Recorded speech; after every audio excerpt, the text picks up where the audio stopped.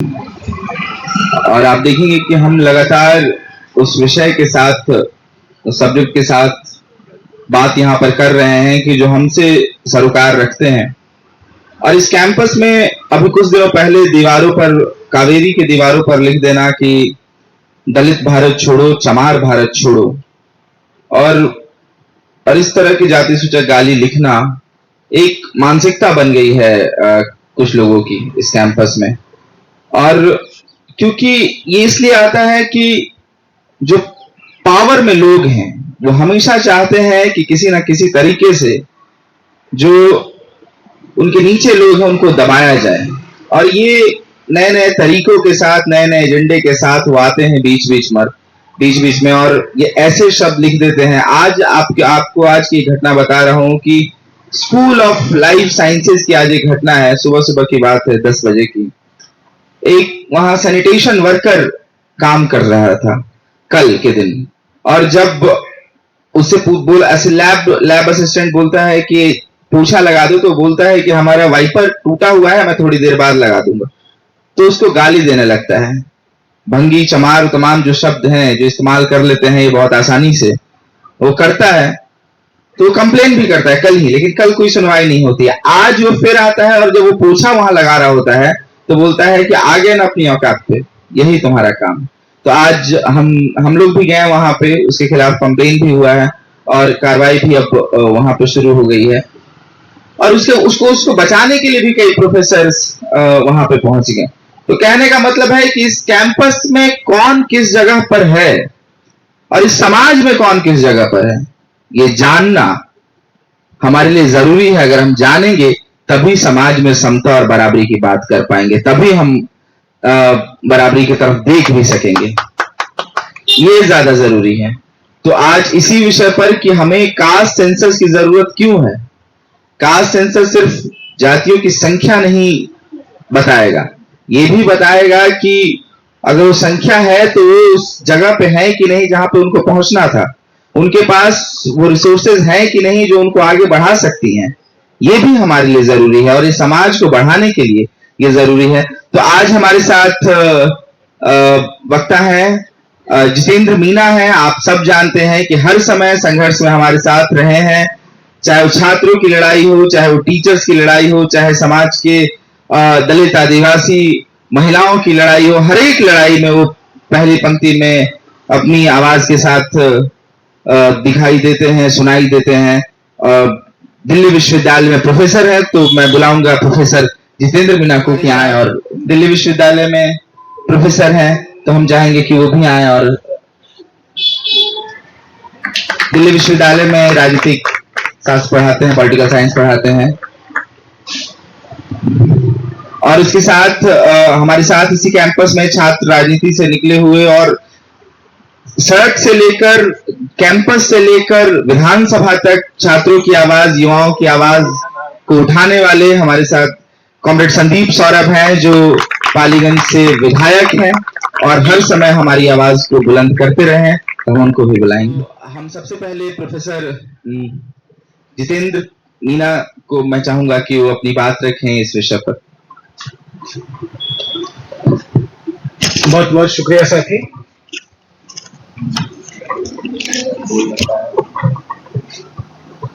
आप सभी साथियों का स्वागत है, इस्तकबाल।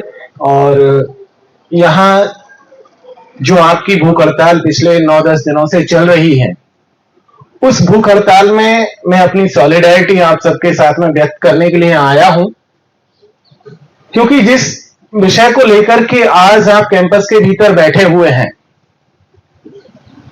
यही कुछ इसी के जैसी लड़ाई है जो इस कैंपस के बाहर भी लोग लड़ रहे हैं। चाहे वो गांव में हो, चाहे शहर में हो, खेत खलियान में हो, चाहे मजदूर हो, चाहे किसान हो, दलित हो या आदिवासी, वो भी कुछ इसी तरीके की जो बेसिक जरूरतें हैं उन जरूरतों को लेकर के लड़ाई लड़ रहा है। मुझे नहीं पता, एक न्यूज मैंने कल देख रहा था, कितनी सच है कितनी झूठ है, आप लोग मुझे बताइएगा। एक न्यूज, शायद वो एबीपी न्यूज पे वो फ्लैश हो रही थी कि जेएनयू अपने एसेट्स बेचने जा रहा है।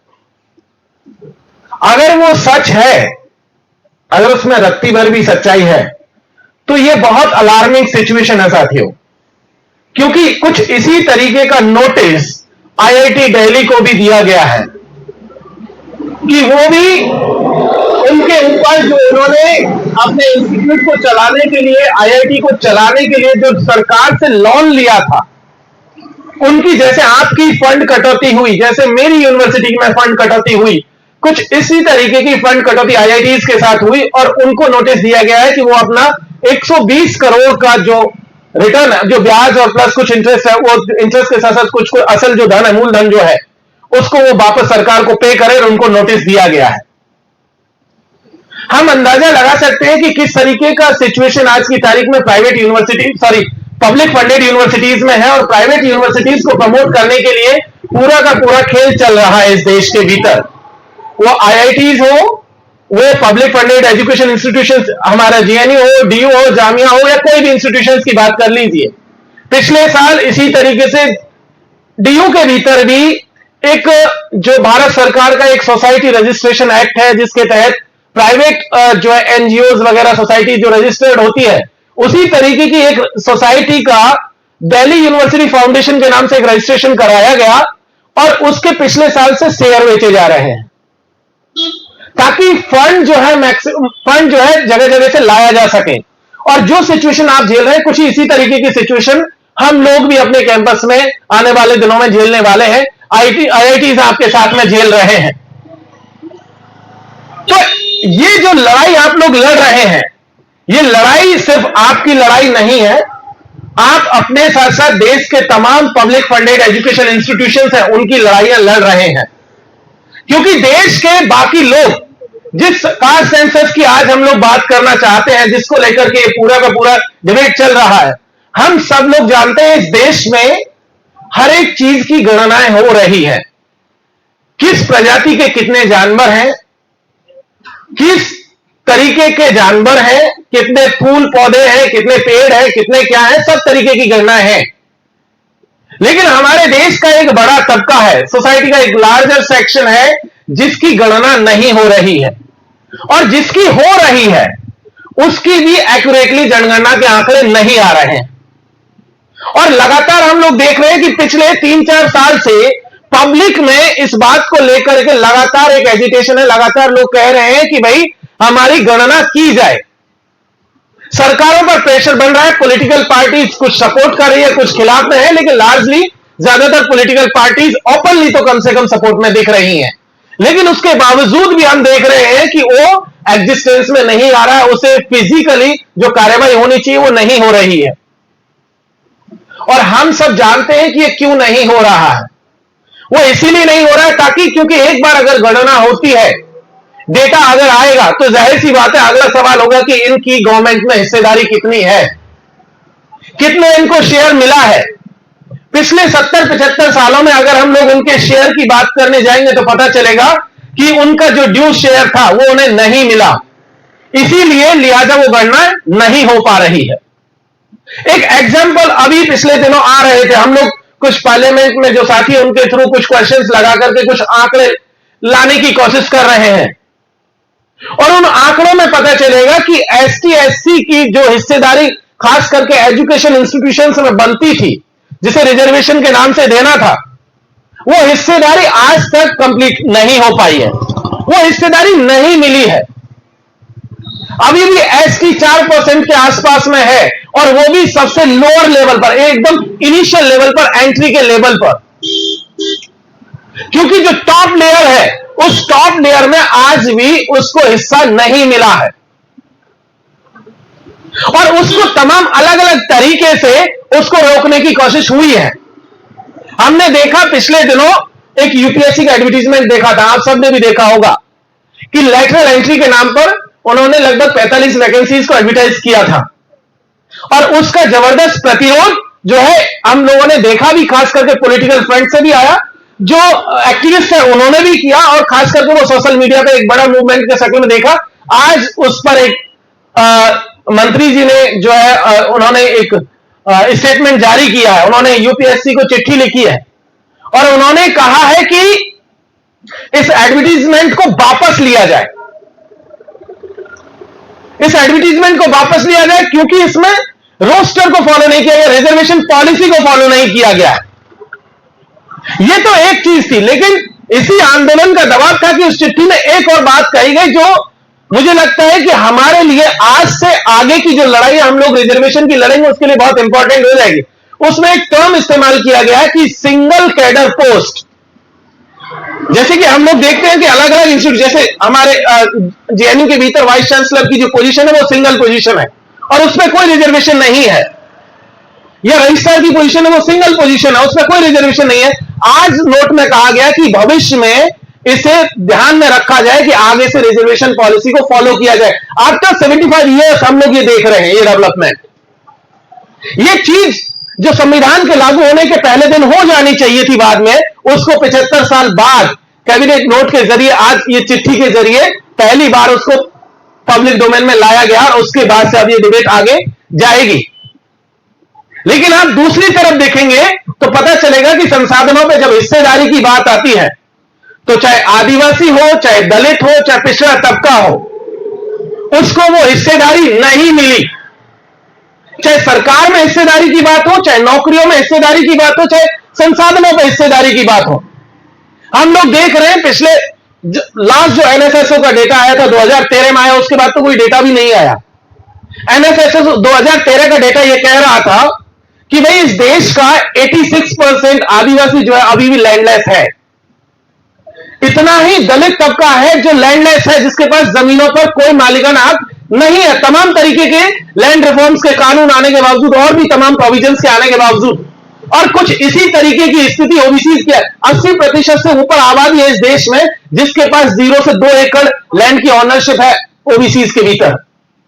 अलग अलग स्टेट में अलग अलग वो ऊपर नीचे हो सकती है, लेकिन ओवरऑल कुछ इस तरीके का रेशियो हम लोगों को देखने को मिलता है।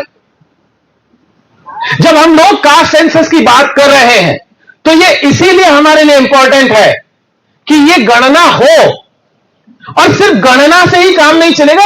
जाति जनगणना तो एक चीज, उसके बाद का जो सेकंड प्रोसेस है कि उसमें कैसे आप हिस्सेदारी इंश्योर करेंगे, कैसे हिस्सेदारी देंगे, वो चाहे रिसोर्सेज में हो चाहे सरकार में हो। पिछले दिनों बहस चल रही थी कि कितने सेक्रेटरीज हैं, उसमें कितना एसटी, कितने एससी, कितने ओबीसीज हैं, तो पता चलेगा कि उनकी संख्या सिंगल डिजिट के भीतर है। भारत सरकार में जितने सेक्रेटरीज हैं उसमें एसटी, एससी, ओबीसी सारा मिला लेंगे तो सिंगल डिजिट में है। बाकी सारा हिस्सा सोसाइटी का एक दूसरा तबका जिसको दे दिया गया है, और उसके लिए अलग अलग मैकेनिज्म फॉलो किए गए। एक जिस लेटरल एंट्री की हम लोग बात कर रहे थे वो तो है ही। एक और एग्जांपल है जो आपकी यूनिवर्सिटी में चलता है, बाहर की यूनिवर्सिटीज में भी चलता है, जिसे एनएफएस कहते हैं।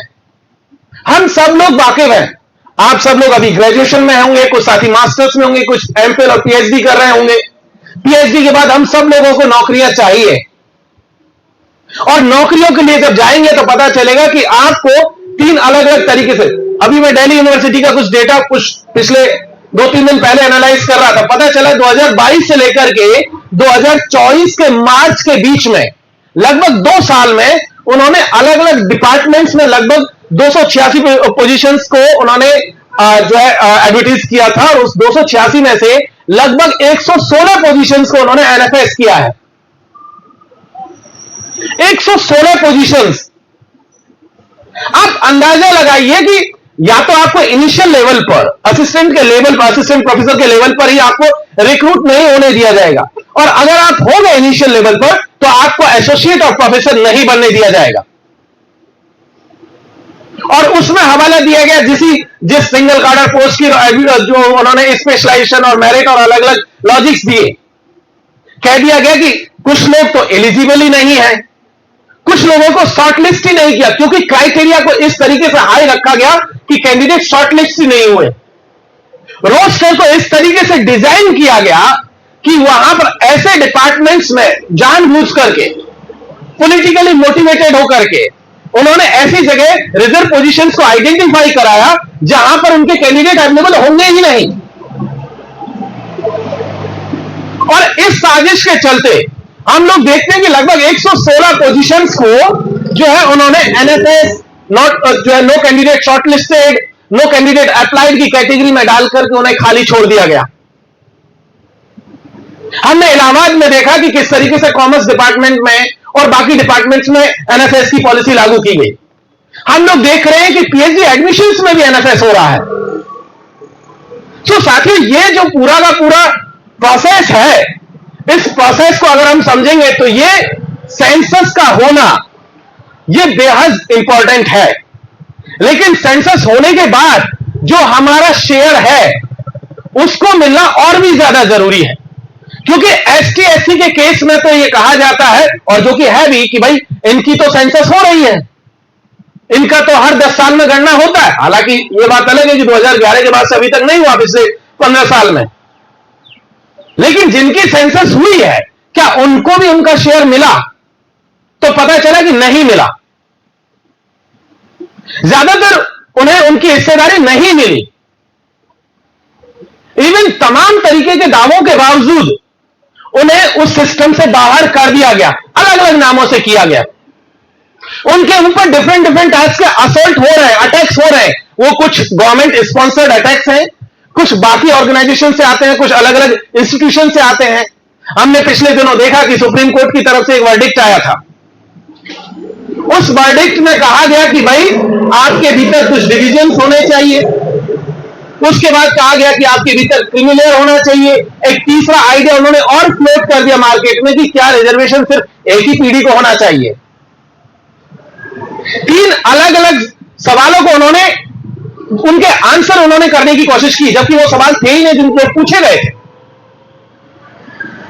लेकिन दरअसल सोसाइटी के भीतर किस तरीके से एक दूसरे को लड़ाया जा सके और उन्हें अपना हिस्सा ना देना पड़े, इसीलिए यह पूरा का पूरा खेल खेला गया। जो लड़ाई आपकी संगठित होकर के आपको लड़नी थी एसटी एससी ओबीसी को, वो लड़ाई उन्होंने आपके फैमिली के भीतर डाल दी कि अगर एक ही फैमिली को रिजर्वेशन मिलेगा तो चाहे उस फैमिली में वो व्यक्ति चपरासी बना हो या आईएएस बना हो, उसे सिस्टम से बाहर हो जाएगा तो उसका पड़ोसी जो है वो सोचता है कि ये बाहर निकल जाएगा तो मेरा हिस्सा आ जाएगा, मेरा नंबर आ जाएगा। लेकिन पिछले साल एक डेटा शो किया पब्लिक पार्लियामेंट के भीतर, देश में लगभग 9 से 10 लाख पोजीशंस हैं जो अभी भी सेंट्रल गवर्नमेंट की जो वैकेंट हैं, जिन्हें अभी तक एडवर्टाइज नहीं किया गया, भरा ही नहीं गया। अगर आपका डेटा है भी तो भी आपकी पोजीशंस को खाली रखा जाएगा और खाली रख करके भी आपको वो हिस्सा नहीं मिलेगा। पिछले साल एक और न्यूज आई थी कि क्या जो पोजीशंस खाली है, जो वैकेंट पोजीशंस हैं या जो पोजीशंस को एनएफएस कर दिया गया, उन्हें फिर से एडवर्टाइज किया जाए, लेकिन उन्हें यूआर कैटेगरी में कन्वर्ट कर दिया जाए। और ये अलग अलग इंस्टीट्यूशंस में हो रहा है। खैर, प्रेशर के चलते पिछले साल की ये जो खबर थी ये दब गई, सरकार इस काम को नहीं कर पाई। लेकिन वो पोजीशंस आज तक वैकेंट हैं। तो साथियों, जो लड़ाई आप लड़ रहे हैं, भले ही आपको ये समझ लीजिए कि आप अपने कैंपस को बचाने की लड़ाई लड़ रहे हैं, लेकिन लार्जर कॉन्टेक्स्ट में अगर इस लड़ाई को आप देखेंगे तो आप ये समझिए कि राजस्थान के किसी हिस्से में जो बच्चे बैठे हुए हैं, जिन्हें एजुकेशन नहीं मिल रहा है, जिन्हें बेसिक फैसिलिटीज नहीं मिल रही है, वो इस कैंपस की तरफ देखते हैं।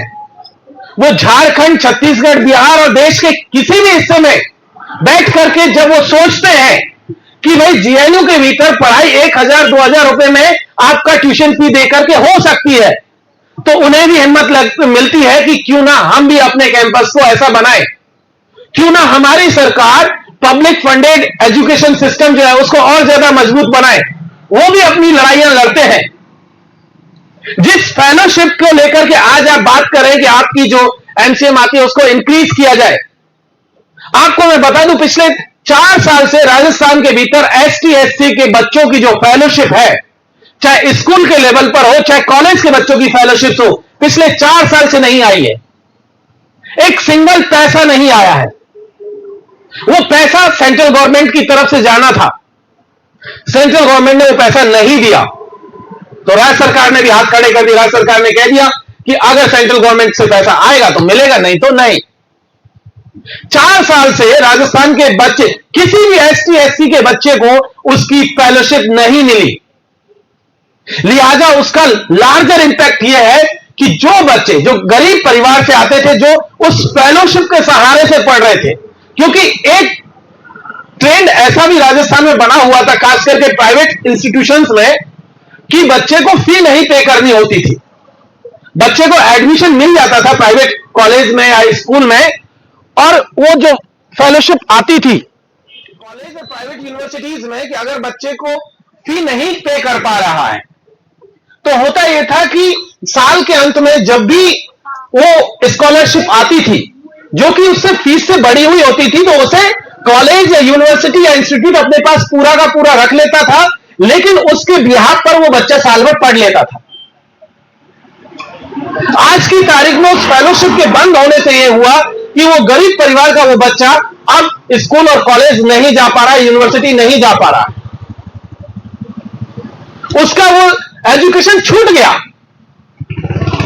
या उसे फोर्स किया गया कि आप रेगुलर के बजाय आप जो है प्राइवेटली फॉर्म भर लीजिए या डिस्टेंस मोड में चले जाइए, क्योंकि वहां पर सिर्फ एक अमाउंट, छोटा अमाउंट लगेगा और उसके बाद आपको एग्जाम में बैठने की परमिशन मिल जाती है, आपको रेगुलर क्लास करने की जरूरत नहीं है। इसीलिए जब हम लोग यहां पर ये बात कर रहे हैं तो आपकी इस लड़ाई से उन बच्चों को भी हिम्मत मिल रही है। आपकी ये लड़ाई लार्जर कॉन्टेक्स्ट में आप देखेंगे तो सोसाइटी के डिफरेंट सेक्शंस वो आपकी तरफ देखते हैं, चाहे किसान हो, चाहे मजदूर हो, चाहे छात्र हो, चाहे कोई कर्मचारी हो, उसे लगता है कि जेएनयू से कोई रास्ता निकलेगा, वो लोग कुछ बात कहेंगे तो उस रास्ते को हम लोग भी फॉलो करते हुए आगे बढ़ेंगे, क्योंकि जेएनयू ने पिछले सालों में यह किया है और बहुत लंबा जेएनयू का इतिहास है। हम सब लोग जानते हैं पिछले 50 साल में जेएनयू का किस तरीके का कंट्रीब्यूशन रहा है। तो इसीलिए साथियों, जब हम लोग यहां से ये बात कह रहे हैं कि सेंसस का होना और सेंसस के होने के बाद में हिस्सेदारी का मिलना, ये इस देश के जो पूरा का पूरा सोशल ऑर्डर है, जो इकोनॉमिक ऑर्डर है, उसे डेमोक्रेटाइज बनाने के लिए, उसका जो है इक्वल डिस्ट्रीब्यूशन के लिए बेहद जरूरी है। अदरवाइज जो सिस्टम चला आ रहा है कि कुछ खास तबके के लोगों की, कुछ खास जाति, कुछ खास धर्म के लोगों की, कुछ खास एक ग्रुप है, उसकी जो हेजेमनी बनी हुई है, वही हेजेमनी बनी रहेगी आगे वाले सालों में।